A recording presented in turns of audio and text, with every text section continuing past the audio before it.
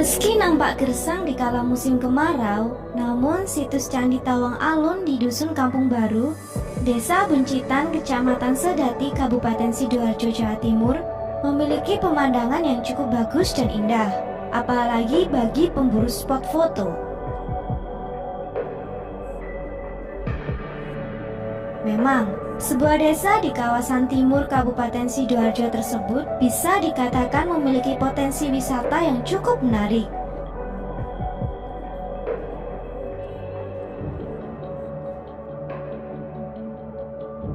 Selain sudah terdapat destinasi wisata pemancingan, lokasi yang terletak di pesisir kota Delta tersebut juga memiliki potensi wisata dengan pemandangan alam yang mempesona.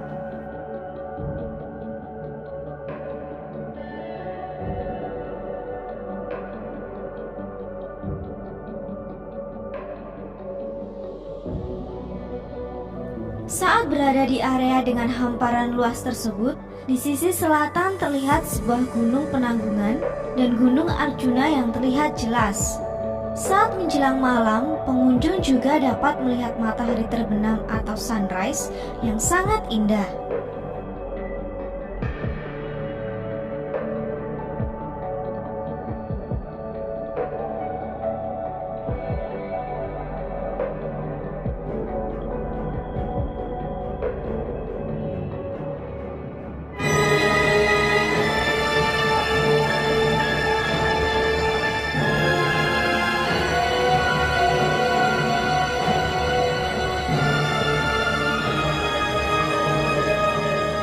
Tak banyak pengunjung ke lokasi tersebut karena jarang terekspos, sehingga banyak masyarakat yang tidak tahu.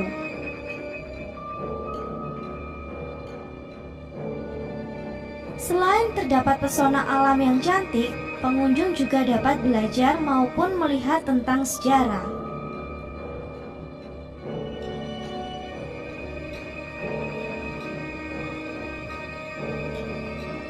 Legenda Putri Alun cikal bakal berdirinya Candi Tawang Alun. Pada masa Kerajaan Majapahit, ada seorang penguasa sakti mandraguna di wilayah Tawang Alun bernama Resi Tawang Alun. Ia berasal dari bangsa raksa atau jin. Resi Tawang Alun mempunyai putri bernama Putri Alun. Suatu ketika Putri Alun menyukai Raja Brawijaya, yaitu Raja Majapahit di masa itu. Demi mewujudkan keinginan putrinya, sang resi merubah wajah Putri Alun terlihat sangat cantik. Dan akhirnya sang raja pun terpikat hati dan mempersunting Putri Alun sebagai istri selirnya. Namun ada sifat asli sang putri yang kurang disukai banyak orang, yaitu makan daging mentah. Hingga suatu saat sifat aslinya muncul dan diketahui oleh orang istana. Berita santer itu sampailah ke telinga sang raja, hingga murka dan mengusir Putri Alun dari istana dalam keadaan hamil. Putri Alun pun kembali ke ayahnya dan melahirkan seorang putra diberi nama Arya Damar.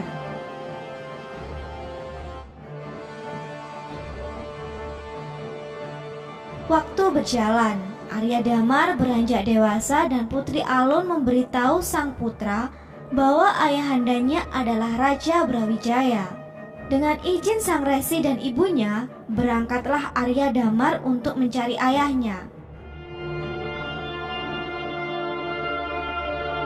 Ketika Arya Damar sampai di Majapahit dan menghadap ke Raja Brawijaya, Arya Damar mengaku bahwa dia adalah anak Raja Brawijaya dari selir Putri Alun.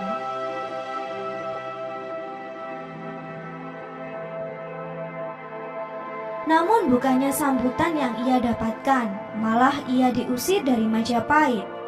Karena kecewa dengan perlakuan ayahandanya, Arya Damar pun akhirnya kembali ke Tawang Alun. Putri Alun, sang ibunda Arya Damar merasa prihatin dengan nasib putranya. Lalu ia mendirikan sebuah candi sebagai wujud rasa kasihnya terhadap Arya Damar. Lalu Arya Damar masuk ke dalam candi untuk mendekatkan diri kepada Sang Pencipta alam semesta. Arya Damar merenungi tentang makna kehidupan dan bersemedi hingga moksa.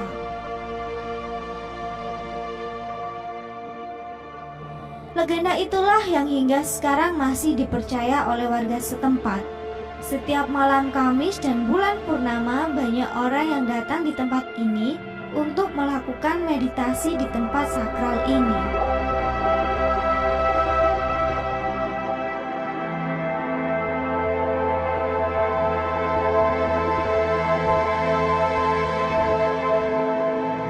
Assalamualaikum warahmatullahi wabarakatuh. Di sini saya sedang bersama dengan Bapak Saiful selaku juru kunci.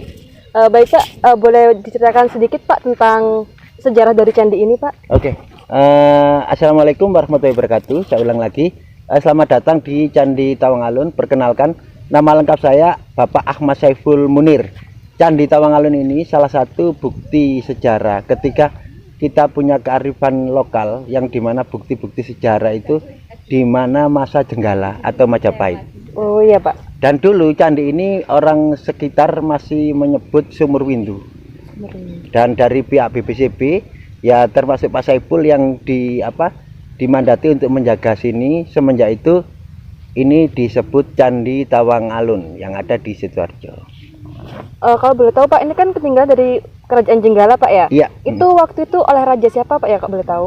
Gini, kita nggak menyebut definisi dari salah satu raja karena ini masuk satu situs yang banyak misteri. Dalam arti tidak diarahkan pada satu relief, dimana kalau sudah menuju itu enak. Tapi kalau di sini banyak misteri atau banyak teori yang perlu kita gali dan kita gali lagi, terutama untuk kalian para generasi. Kalau Sidoarjo biar nggak langsung dong langsung diterima dengan dicatat gitu aja di fotokopi.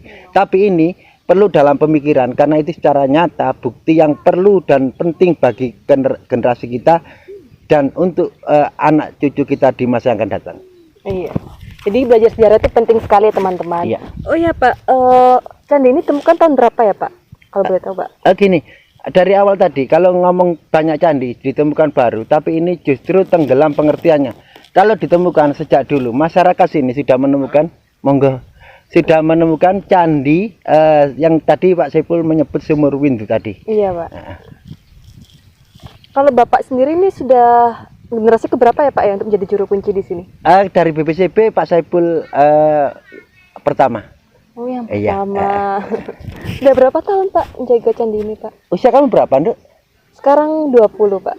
Pak Saiful 26. Berarti lama Pak Saiful ya menjaga di sini. Iya, ya. Pak.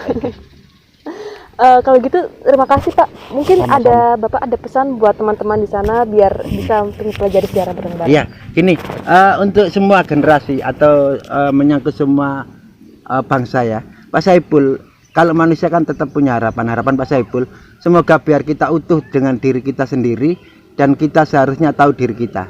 Walaupun kadang-kadang kita mengartikan sejarah itu hanya cerita kita, tapi sebenarnya setiap manusia tidak lepas dari dan tidak terkait dari sejarah.